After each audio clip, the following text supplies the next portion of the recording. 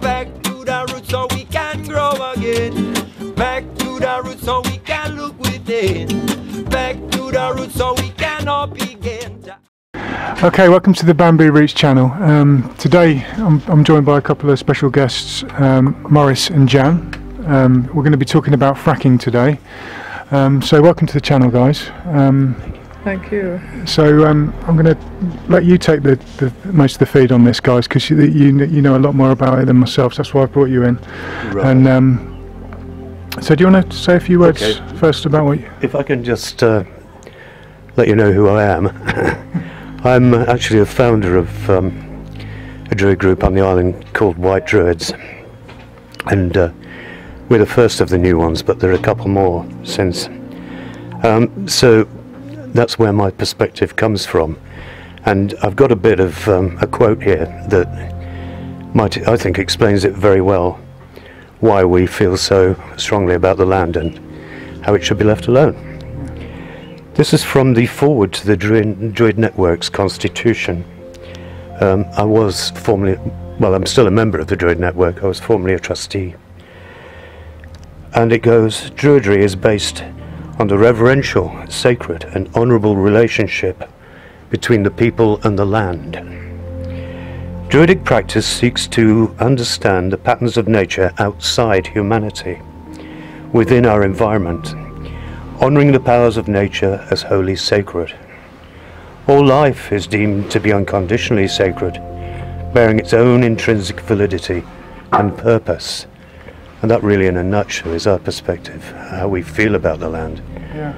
We are basically environmentalists. Yeah. And most of us are old hippies. Oh, that's cool. There's nothing wrong with that, and as I said earlier, you know, it's kind of in line of what I'm doing with my channel is, you know, looking out for and bringing to light issues that are happening and that are affecting the land, animals and people. You know, because they're all interconnected in one way or another, and we've all got to, you know, look out for each other and bring things to light that need to be talked about. And this is fracking, I feel, is an important issue, and it's going to affect everyone in one way or another. So, I don't know if you want to... Yeah, to me, I'm actually an animist, a pagan animist druid, which is a mouthful, I know, but animism is fairly simple. My take on it is that everything on Earth is living simply because it has the energy of the sun running through it, and that we regard as the life force, the life energy. It runs through everything on the land and in the sea, in fact. Yeah. And so everything, all life, is to us is sacred and should not be interfered with at all. No. But the thing about fracking for me is, well, it's obviously seriously a seriously dreadful thing to do in our eyes. But not only that, we believe it's totally unnecessary. All it's doing is lining a few people's pockets, and for very little gain. And in fact, I think what we should be doing now is putting all the resources that are going towards fracking, and even oil production now, should be going into renewables. Yeah. And I think that's the way forward. Yeah, definitely. It's I'm into sustainability and renewable energies and things we can do to help along them lines. That's how I live my life and how I'm bringing my children up, and because you know, and there's another reason why it needs to be brought to light and stopped as much as possible, because it's the children that are going to suffer. You know, our children and children's children. We've got to protect the land. Indeed. And these companies are coming in and doing it all for maybe a quick buck now, but later on there's going to be a lot of suffering. It's going to be not worthwhile. You know, for a quick buck, it's not worth sacrificing the land and the animals and the people. You know, and the people's health. Absolutely. And everything else. You know, polluting our water supplies. For what? Just a few people to make a quick buck, you know, scraping the barrel for it, and you know, Well, I now have my first grandson, and I know what I'd like his legacy to be, and that's a clean world with a decent climate. That's how I'd like to leave it for him. Yeah, definitely. And I think, in fact, I'd go even further on the matter of energy, because I think that we ought to go micro, get rid of big energy production, and for everybody to have a little windmill on the roof. Oh yeah. And that sort of thing. Yeah. My father-in-law, in fact, already practices this, and it's turned out very well for him. Yeah. He's only got a small place, but that's what he's got. He's got a little windmill and his sun catchers, and that might not sound like much, but he does live in a fairly windy place, I must admit. But even so, he's pretty much self-sufficient for energy. And I think if we did that right across the land, what a difference that would make to our environment. Oh yeah, definitely. It's off-grid living, and but of course the big companies maybe are after the money. They're going to lose out, and they're doing everything in their power to keep us in the paying out. And I'm afraid too many of our politicians are involved in it too. They have shares in these fracking companies. So it's a political hot potato as well. Well, the government at the moment. Let's look at the future and how we can affect a change. Yeah, definitely. Yeah. So that we have a people's government rather than a conglomerate government. Profiteers, which it stands at the moment. A country run by millionaires. Yes, exactly. And so their agenda is not ours. No. And ours should be the one that is looked to. Yeah.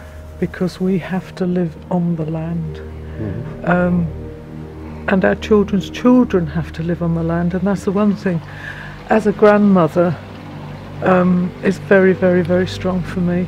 Because I know, I look at my grandchildren and I think, if we don't do something, if we don't stop them now, then my granddaughter will have to pay the price for the poison that they're putting in. And I feel so strongly about it. People call me a granarchist. They love to put names on people. Oh, yeah. I'm a granarchist, and I'm damn proud of that word. Yeah, that's we had the chat on the way up here about looking after what we've got now, and then our children and everything else. So it's important. It's very important to me. As since my kids have come along, it's made me look in that kind of light as well. So yeah. So the legacy we're leaving them is so dodgy at the moment.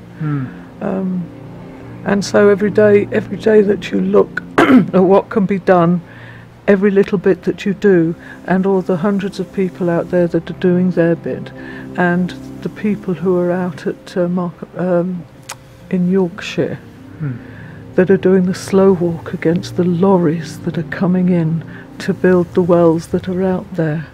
Yorkshire has the potential of being a graveyard, because there's going to be more fracking wells that have been apportioned to there by quadrilla than anywhere else. And so people out there, the communities out there, are gathering together every single day and standing against the lorries and getting arrested. And there was even a case of a grandmother like myself being pushed to the ground by the police, and that is now being looked at as assault. So they are taking on the kind of policing that we were witnessing in America with Standing Rock, with the Native Americans who stood up. In their thousands they came across America. All of the tribes that were historically against each other, historically came together and made peace with each other to come and stand and be together at Standing Rock in their thousands to stop the Bakken oil pipeline from coming across their land. They were trespassing, the oil people. And so it was a huge stand, a global stand. Everybody was looking towards Standing Rock, saying if these people can break this, then we have a hope. Well, they are breaking it. They may have had to disband it because Trump has got in and has agreed for the pipeline to continue. But the legal process is taking place right now. So they have a lot of good lawyers on their side. They have a lot of army veterans. Yeah. The white people, the white men have come in their thousands to stand with the Native American elders against the over-militarization of the police and the tactics that they have been using. Yeah. All of this has never been put onto mainline media. No. There's a blackout on it, I would It's say. a blackout, Yeah. but it's one of the biggest stands against fracking this world has seen. And it is absolutely monumental, because what it has done is told people, gather in your thousands and you will make a difference. Oh, yeah. So it was from Standing Rock that the Women's March took place. And it's how people are gathering now. It's all about people power, and it's making a difference. So I feel very encouraged about that aspect of what's happening now, because truthfully, we have had enough and something needs to be done. And so it's the gathering of all the people together in the protests makes a difference. And it's one thing these guys, this UCOG, don't like. It's numbers. We need numbers to stand up. Strength in people. It's the strength. And you know, my hat goes off to these guys that are, as you say, up in Yorkshire and doing these protest march, and as much as getting arrested, because you know that we call them protesters, but I see them as protectors. Yeah, You protectors. know, is exactly right. they're protecting what we've got and what we need to keep good.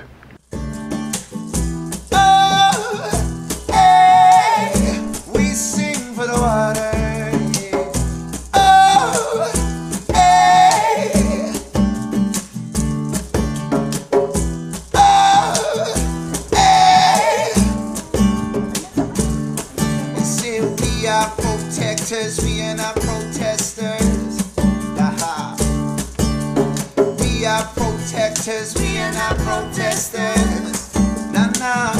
I say, we are protectors, we are not protesters. Oh no, we are protectors, we are not protesters. Hey, I say, we have a responsibility to our children to make sure that the earth keeps turning. There's no need for to keep the oil burning, so I'm calling out a warning. Yeah. This land is not for sale.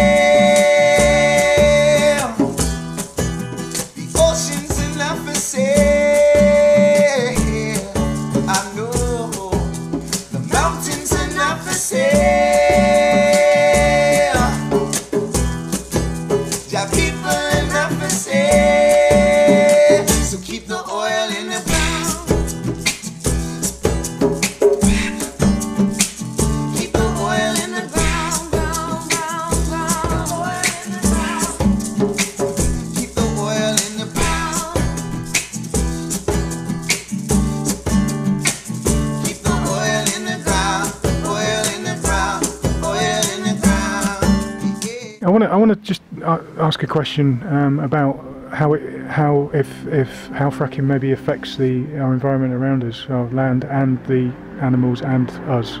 How would that affect if we say had fracking on the island? If you had fracking on the island, there are two major aspects that will impact a lot of people. The first one that not many people are aware of is that our dragon line, which I call the dragon line, is a major fracture line that runs from east to west to the island, and that makes it very vulnerable to fracking. Now they are intending to frack at Arraton, is their first port of call. Their second one is out at sea at Compton along our Jurassic coast, which could easily come inshore because they don't have to ask permission to do that. So we're looking at National Trust land that will be at threat. Our island is incredibly sacred and very precious. It's not for nothing that we have the biggest SSI sites in the country with rare species at Araton, at the Alveston Mead Water Reserve. Very, very, very rare species are living there, and they are in direct line to the poisoned water that will come from the fracking at Araton. There are two aspects. One is if they're not able to dissolve the limestone to ease that baby oil, because we're not talking about mature oil here for the island, it's baby oil. If they can't do it through sulfuric acid and hydrochloric acid injection into the land to dissolve the limestone, then they will frack. Now you add that on top of the disaster that hydrofluoric acid will have on our nature reserve, because that residue of acid will flow into the Eastern Yar. It will make its way down to the Mead, where it stops. It's a stopper, it's a buffer. It won't go any further. It's no good the companies saying that this hydrofluoric acid will dissipate in the watercourses. Not here, it won't. It'll end up in our Mead, and it will kill all of the species there in a very, very nasty way. Because one thing, as an etcher, I know about hydrofluoric acid, and it eats from the inside out. Yeah. And it's terribly bad. It's one of the worst acids there is, and that's the one they're intending to use here in Araton. And then if you get a seismic shock from the fracking, which is about how they drill down and then they drill horizontally in lots of different fingers, and they pump a cocktail of harmful chemicals down to fracture the rock. And they have proved in America that that process of fracking causes earthquakes. And if we have an earthquake along our fracture line on the island, it will be horrendous.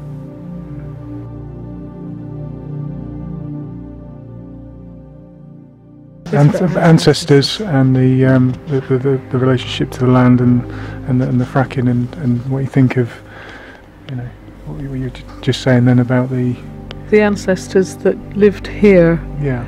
Back in the 1st, 2nd century, the Anglo-Saxon ancestors saw this island as an incredibly sacred place, and it comes home to me so much about the magnetism, the energy of the earth here on the island is so special.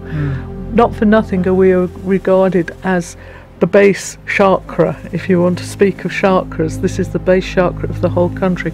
What happens here happens there, and that's why it's so important. Our ancestors safeguarded this island because they knew its importance. They were worshippers of the Earth Mother Nethos. Everything that they did was animist, as Morris said, that they felt they were so integrated with the land, they had to be, to make the harvests work, and their relationship with their gods and goddesses was so close.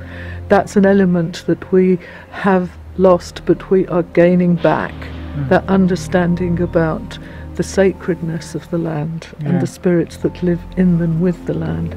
And so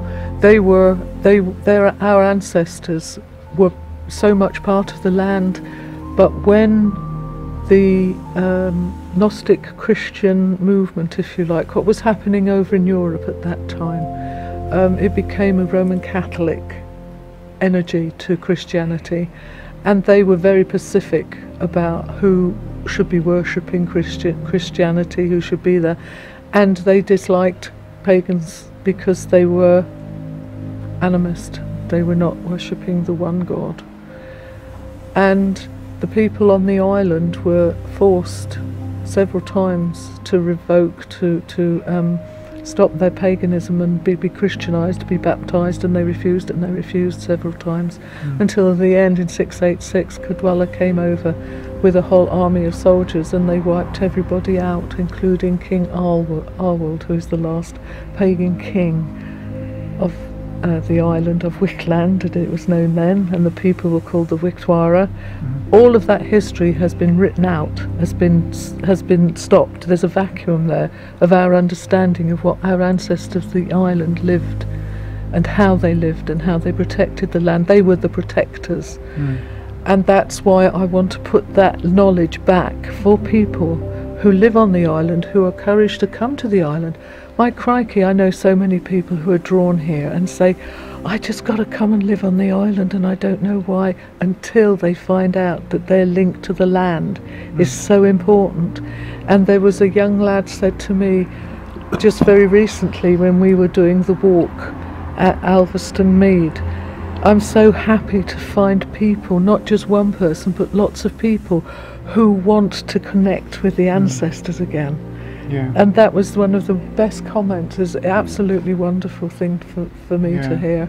And it shows that our energy, what we're looking for and what we want to protect, is growing. Yeah, it's nice to meet other kindred spirits as well with a similar sort of outlook on, you know, protecting the land and Mother Earth and everything else. And yeah, definitely that's something what I'd like to do, meet other people like-minded, and also inspire other people that don't realise, and then they come to light as well with the whole protection of the earth and everything else. So Absolutely. When we started White Druids, it was just my wife and me doing ritual and celebration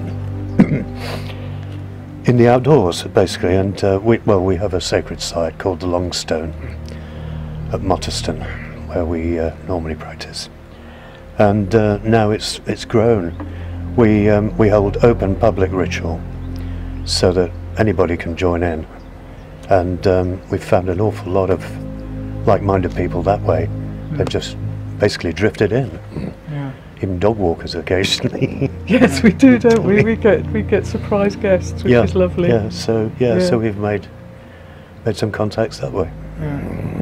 I started to do Wake the Wight in response to fracking. Yeah. One of my things was, if fracking was ever threatened on the island, I would have to do something. And the focus that we have with Wake the Wight is not so much about that in the chalk face protests, that I bless people who do that, but Wake the Wight focus is about gathering people together who are guardians and protectors of the land, so that they can actually become aware of their own energies and coming together. And it's so important that we have that with Frack Free Isle of Wight. We have Wake the Wight, and Light the Wight has started now, so that we have these groups joining in. And if I can say something that occurred to me just a few days ago when I was looking at the Queen, for all things, gosh, anyway, I did. And it's about our blessed Constitution, the British Constitution, right? And in it there is a clause that says that there are two elements to life, if you like, political and secular, in Britain, is that there is the efficient and there is the dignified, and it's written into our constitution that they run side by side. And the efficient is what you could call the parliament, the councils, the day-to-day running. The dignified is the sacred. It's the royalty, because in that constitution royalty had a direct line to God. So they were above, and it was like the dignified and the efficient needed and must respect each other. And that is how a wholesome constitution of a land moves forward. We've got it in our constitution. Absolutely. We're the only constitution that does. So it's really important that people should actually understand that our sacred element is as important to the running of a country as the efficient is. It's nothing to do with royalty, but everything to do with sacredness. And for people that are watching this, maybe want to get involved and help stop what's going to be happening. What's their next step? If in order to stop this from happening, we don't want this happening. So what can people do? It's making the step from being a passive ally. A lot of people are saying, oh yeah, I've heard about fracking. Yeah, okay. It's about being moving from a passive ally to an active ally. Now that active ally is very, very broad in what you feel you could do. One of the things to do is to sign up to Frack Free Isle of Wight and sign their pledge. They need to know how many numbers that are actively on their side. So you go to their website and there is a pledge there that you can sign. That's really important, the first thing to do. And the website is? It's frackfreeisleofwight.org. Okay. Frack Free Isle of Wight, all one .org. Excellent, yeah. Yeah, I actually started a petition as well a long time ago now. Yes. And that's still online and running. And I think it's 38 degrees. It is. With 38 degrees. So you go there and look up. You can easily look that one up. Okay. And sign, please. Yeah, that's it. Strength in numbers, and absolutely. You know, there's a lot of us, and a few of them. So as we know, Absolutely. And if they want to get involved with the protecting of the land, protection, guardianship of the land, go to Wake the Wight, because all of the information of upcoming ceremonies and events and gatherings are all on there, and it's a growing membership now. So, and there are people who do group meditations. I must put in for Dana, because she is planning to do a group meditation which is synchronized for people around the island to have simultaneous meditations to focus on protection of the land against fracking, and that's going to be taking place very shortly. So do keep an eye on Wake the Wight. She's going to put a page up called Light the Wight, which is the angle that, you know, the focus that she has. And I'm really happy she's come on board, because the more people that we have organising things and keeping people aware is going to be so important. That, like I say, UCOG hate numbers, and we have to give them numbers. There's actually a Druid site that's growing rapidly as well, called Druids Against Fracking, and that's picking up numbers now as well. So, you know, we get there we bring in the sacred point of view, and it's well worth looking that up. That's in Facebook, so it's quite easily accessible. It's just called Druids Against Fracking. That's good, and I'm sure people will take a look at that. And if people want to look into the wonders of our island and the sacredness of our island, and also the facts about fracking that are happening elsewhere, we've got a website called wakingthedragon.co.uk, and that is a lot of information is about our water, the sacredness of our water. About our earth. It all comes in different water, air, fire and water, so it comes in sections, and you just click on that element and there will be information there. Yeah. So we're looking at affecting water supplies as well, with drinking water, and you know, there's going to be massive health consequences with that if, you know, people are drinking polluted water with these chemicals. And it's the cocktail of chemicals numbers 26, of which 9 of them are actually carcinogenic, and that's a fact. And they have been very fudgy about how much percentage of that is reaching our aquifers, reaching the water supplies. But when we come to talk with Mary, who is a Texan, who has real stories from Texas about what has happened to their water supply, what's happened to their health, it will be a sharp focus on what we have to prevent here. Yeah, well, that's going to be a very interesting chat. We're going to do that next week. This is part 1 of this video. We're going to be talking to her next week, and you know, she's as been said, she's from America, where it's all happened, and she's got some stories there. So is there anything else? I've got one more thing to offer. Yes, this is a blessing actually for people who protect the earth, as we try to do.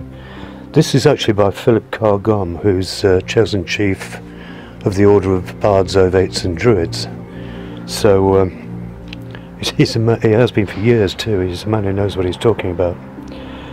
And it goes, who questioned the man who cut down the last tree on Easter Island? Who will question those who try to drain the ground beneath our feet and threaten our air and water? Many will, many including the Druids of Albion, who will pray for the protection of the earth, for the protection of their heritage and their landscape. A blessing on those who work to save these islands from fracking. A blessing on those who love their homes. A blessing on those who defend these beautiful islands. Many blessings. I'm a lover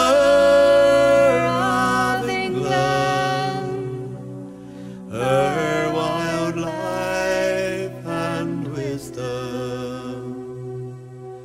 I have walked the land o'er, and I've seen what's been done.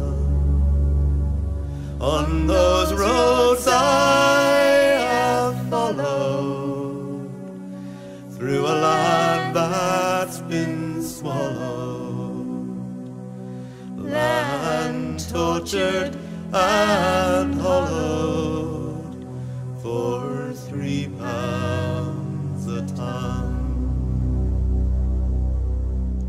And I'll hear no excuses for those whose abuses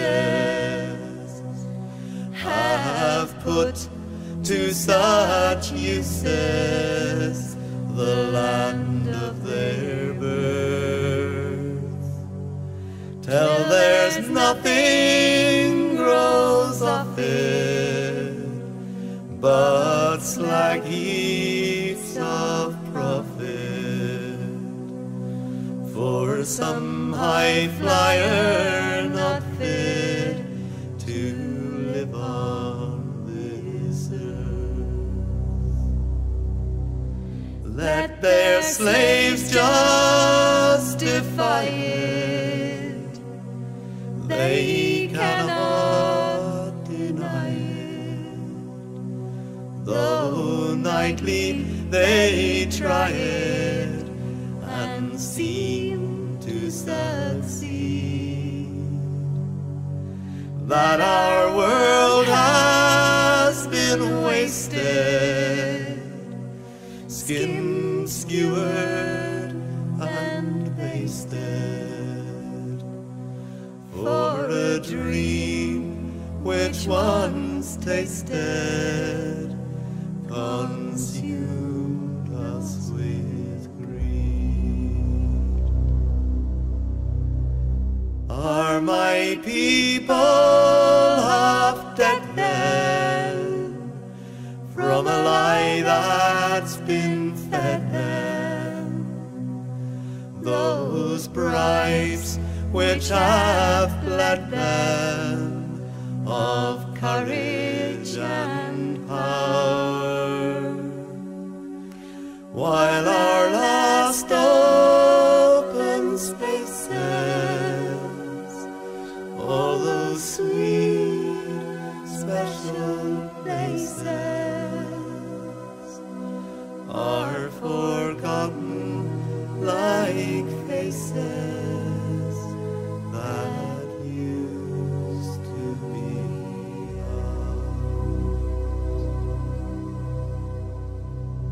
And I dreamed I was going where tall trees are growing, where 9 rivers flowing roll down to the sea.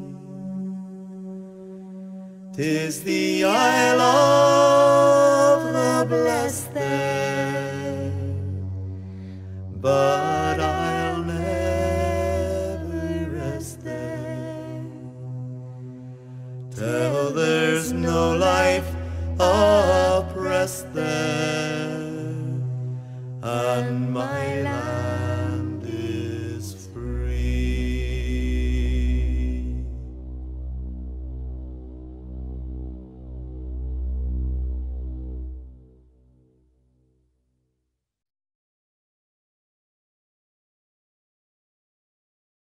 Okay, so I've got Mary here with me from Texas, and she's going to talk. Hello, Mary.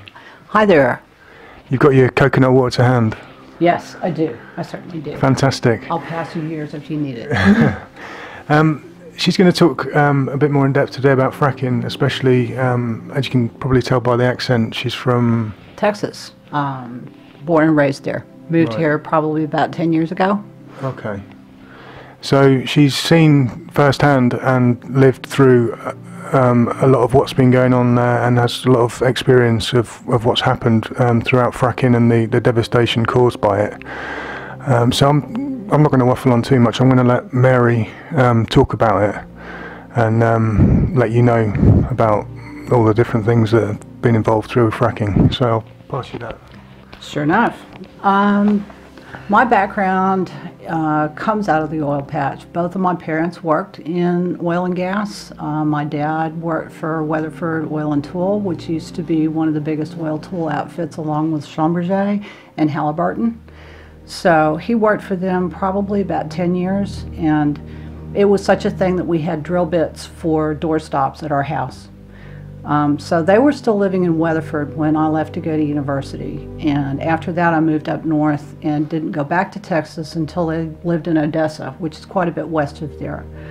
The first time we went to Odessa, I went with my husband, and we walked in the door, and we were really thirsty because Odessa's out in the desert. And we walked in and got a glass out of the cupboard and went over to the tap. My mother's like, "No, don't do that." And kind of shook our head and looked confused. And she said, "We don't drink tap water here." And she had a row of gallon jugs sitting on her counter, and she poured us each a glass of water and said, "Here, we go to the water store and get water." I'm like, "A water store? That's just really strange." So she took us around to go shopping for water, and we would load probably about 20 gallon jugs in our car and drive to the water store and fill them up and bring them home. Now they showered and they did laundry and they ran the dishwasher with city water. But it was known that the washing machines or dishwashers or anything else you use city water in had a lifespan of about 3 years. So the water was so corrosive that it ate all the rubber seals and all the gaskets. So that's something to consider, because back when they lived there, Odessa sits on top of the Permian Basin, which is a conventional field. It's one of the biggest in the world. But all of the oil wells that were sunk into there were conventional wells. So when people talk about fracking versus conventional, all wells leak sooner or later. And they have been drilling out in the Permian since the beginning of the century, somewhere around 1920, really heavily, and especially after World War II. And one by one, the well casings would fail. So the water that came up was contaminated with benzene, it was contaminated with brine. The first thing you noticed if you did take a drink of tap water was that it was extraordinarily salty. And the next thing was that, you just couldn't tolerate the chemical taste. So that's something to bear in mind, is that most of my experiences in the Permian were during a time when they were not fracking there. And when people talk about, "Oh, don't worry, it's a conventional well," British geology is quite a bit more complicated than the geology of the Permian Basin, which is basically just a big dome with oil underneath it. So that's something to bear in mind when they're talking about how they're going to drill on the Isle of Wight. The absolute most important thing I can talk about is that regulation matters. And I'm somewhat disturbed when I read how the government is running all of the gas wells that they're drilling up north, and how they're dealing with the population that lives there, and what kind of regulations they have in place, because Priest Hall did have an earthquake, and there were a number of spills up there. There have been spills at Horse Hill, which is the same company that basically is running the Isle of Wight wells, or at least they're supposed to be. They don't sell them. So I'm going to have to actually read this. This is from Odessa's 2014 water quality report. And the thing to bear in mind here is that by regulation, everything that goes into this is legal. I looked through the water tables to see how many parts per million of benzene and nitrobenzene and that kind of stuff was there, and it's definitely present, but it does not go against their regulations. And at the bottom of their comment on water quality, it said some people may be more vulnerable to contaminants in drinking water than the general population. Immunocompromised persons, such as persons with cancer, undergoing chemotherapy, persons who have undergone organ transplants, people with AIDS or other immune system disorders, some elderly and infants can be particularly at risk. These people should seek advice about drinking water from their healthcare providers. And it just makes me wonder how the regulations can't cover that set of populations. Now, back when my parents lived there, water stores were just sort of in strip shopping centers. They were kind of seedy looking. And one of the things that really astounded me when I went back to look at what kind of water stores they had in Odessa now was they had these really cute little windmill things called water mills. And you just kind of drive up in your car and it's just a little corner store. And they have them all over the place. I looked up on Google Maps and there are a lot of water mills in Odessa. There are water mills in Midland. There are water mills in Big Spring. All over the Permian Basin, if you want clean water, you pretty well have to go to one of them or one of the other water stores. Now, the other point I was going to make about regulation is that there were incidents, and this does deal with fracking. The Barnett Shale is in the middle of the state, around Fort Worth and Dallas, and especially up toward Denton. And in 2009, there was a little town called Dish, where people lived near a compression station, and they became concerned about the odor, noise, and health problems they were experiencing, including headaches, blackouts, neurological defects, and blindness in their horses. Their mayor reported the accounts to Texas regulators and eventually hired a private environmental consultant who in 2009 found that air samples contained high levels of neurotoxins and benzenes. This is when I began communicating with an activist in Texas named Sharon Wilson, who documented problems in Dish and then worked to ban fracking in Denton. And the way that she did this is she took forward-looking infrared radar and walked around compressors, walked around wells where they were drilling, and she documented that a lot of methane and a lot of chemicals were coming off them that couldn't be seen with the naked eye, but were definitely there. So in 2014, she went into Denton and showed her infrared videos that she had taken over a 3-month period, and they showed that oil and gas air pollution was ongoing, chronic, and unaddressed in Denton, Texas, despite assurances of safety by the industry. In November, Denton voted to ban fracking within the city limits. The industry then filed lawsuits, and then the Texas legislature voted to ban fracking bans in 2015. So I'm going to show you what Denton County looks like now, and the density of wells around that. The other thing I want you to notice is the pure water products of Denton.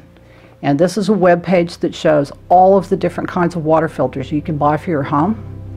And I feel that this is important because the list is comprehensive. You can either buy little cheap ones to go under your sink, or you can buy great big ones that treat the whole house, including your shower water. These people are dealing with this. People in Odessa have been dealing with it for 40, 50 years. And just because your government, whatever government it may be, assures you that you've got regulations in place, it depends on the regulations. It depends on how strict they are. And if you don't know a lot about oil and gas drilling or what kind of chemicals are involved, it's very difficult. I would urge you to go to the Blue Days blog that Sharon Wilson has put up. And she has a page called Before Drilling Starts, and I will quote her here. One most important piece of advice for anyone who lives near drilling is to get baseline testing for air, water, and soil before drilling starts. Unless you have baseline testing, it is almost impossible to prove your soil, water, or air contamination was caused by the drilling. Even if your water tests positive for known drilling chemicals, the operator will say it was contaminated before they drilled. That is why it is so important to get baseline testing. And this is also proven true here, up north. They always say that it's the fault of agricultural, some other thing, pollution from roads. They will never admit to responsibility. We tried, as Frack Free Isle of Wight, to find out who in England did testing, and so far we have not found anyone who will do testing. They tell us to go to the Environment Agency and get them to do it. And my question is, they have been so defunded, how can we expect them to come out and do testing on the Isle of Wight when they barely can run their own departments? I feel that water is the most important thing.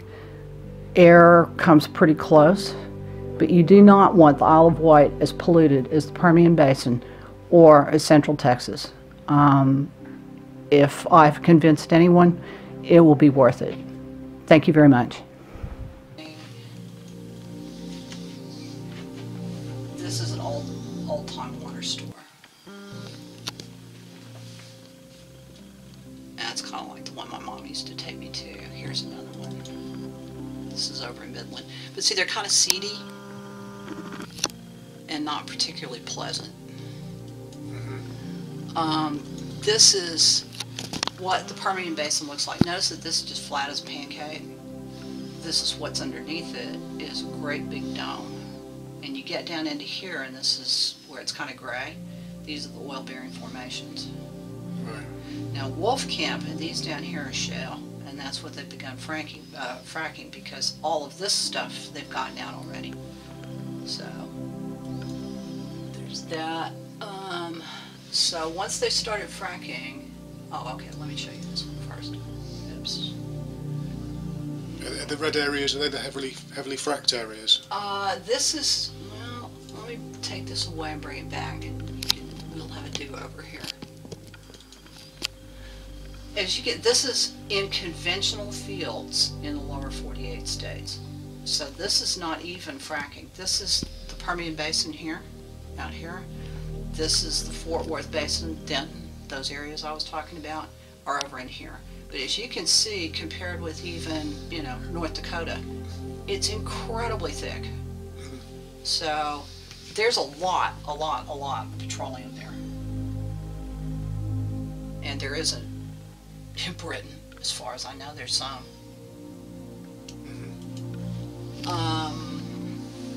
So after they started fracking, I mean, there always were wells around, but if you look at this and you kind of zoom in, you start recognizing these are all gas wells. This is the little town of Odessa right in the middle, and even that has wells in it. So you can see what the density of wells is when you frack. And this is in one of the largest conventional fields in the States. So in other words, if they were fracking in Britain, they would have to put the wells closer together than that. Yeah. See what I'm saying? Now what have I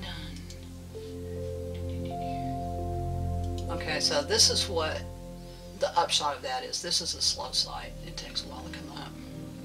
But isn't that cute? Isn't that just the sweetest thing? Yeah, looks good. Looks cute, yeah. Yeah, wouldn't you want to pull up to that and get everything you were going to drink for the day? And you can even get ice and water. You know, isn't that nice? It's a bit. It's cute, but I would say it's inconvenient when you've got to do it on a daily basis. Yeah. Well, rather than just going to your tap and or you know. I can show you the density, and this is only one brand of water thing, but notice how many of them there are. and that's just that one kind. I mean, if you're talking BYOB or rain barrel or one of the others, you would have an equal amount. But probably, I would guess every 10 blocks or so, there's a water store. So it really isn't inconvenient because they're generally in their cars anyway, which is where the problem comes up. But I won't go into that. Oh, screwed up. Okay, this is Denton after it decided that, fracking was just fine, and bring that up. This is Dish, the place that I was talking about is down in here where all the compressors are. But see there, this is just a concentration of compressors to send it out in pipelines over the whole country. This is the density of wells there, and notice that it's not quite as dense as it was in Odessa, but there's still a lot of them. And this is probably what you'd be looking at around here. I mean, think of this as just a field. This is the field next to it. It's just not pleasant. I don't think you'd want to do that. No. And one more. And this is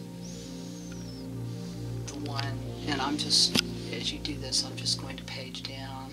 This is the one for iron and hydrogen sulfide. This hydrogen sulfide is that rotten egg smelling stuff that pretty often is associated with natural gas. So the people in Denton feel a need for these.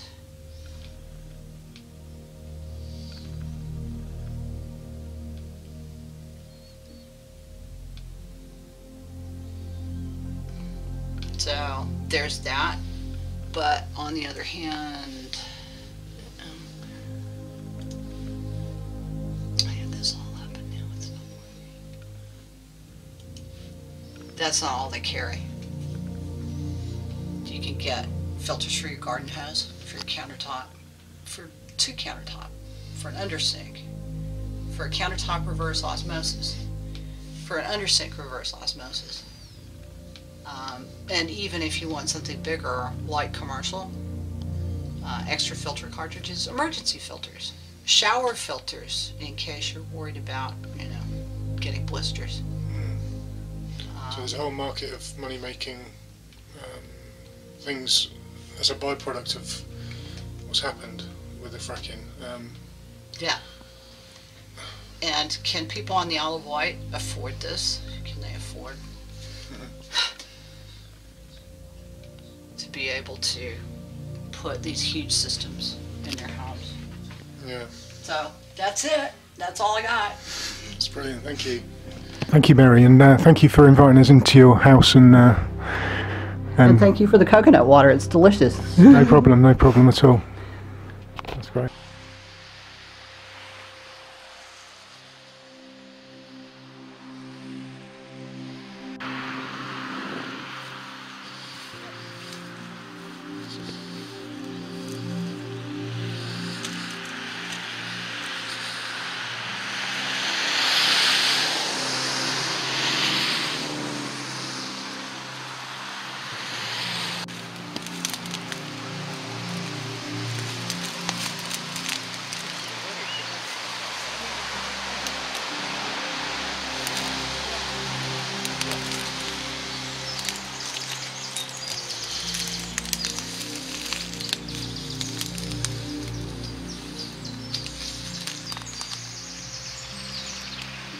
Okay.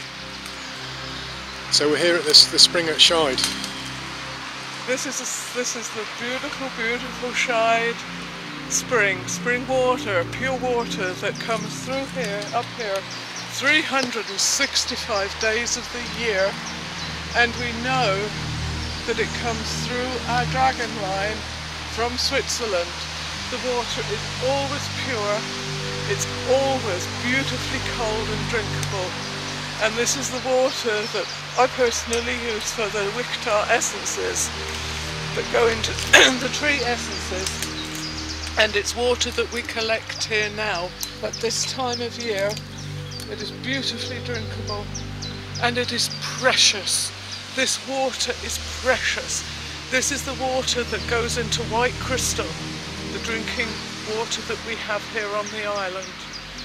And it's under threat. This is the water that will become polluted if the fracking people, UCOG, come here and dig their well using fracking techniques that is going to leave so much chemicals and so much pollutants in our system. We need to be able to protect this land from them and go to renewable energy. This island can go to renewable energy so well that we need to start changing our minds and viewing that now. This is what we must protect for our children and our children's children. The road's just up there, but it has never been polluted by the road. It has never, yeah. The road is just up from there, and this is really beautiful sacred land. I love coming here because it has all these beautiful willow trees. I've taken essences from this beautiful mother willow here. Ages old, ages old. And this is, look at it, how beautiful it is. It's just unbelievable. I love it. Wow. It tastes of nothing because it's so pure. Yeah. Well, thank you for showing me this as well, because I was kind of unaware it was here, and it's, yeah, it's magnificent. Oil in the ground, this is our life at stake. Find a new way. Oil in the ground, this is our life at stake. Find a new way. Oil in the ground, this is our life at stake. Find a new way. Yeah, this song goes out to all of our frontline warriors, standing right, we peacefully stand with ya. Don't let the big oil companies get near ya. Singing loud, singing in the air, yeah. This land is not for sale. Hey, Standing Rock is not for sale. Nah, Black Hills are not for sale. I said, your people are not for sale. So keep the oil in the ground.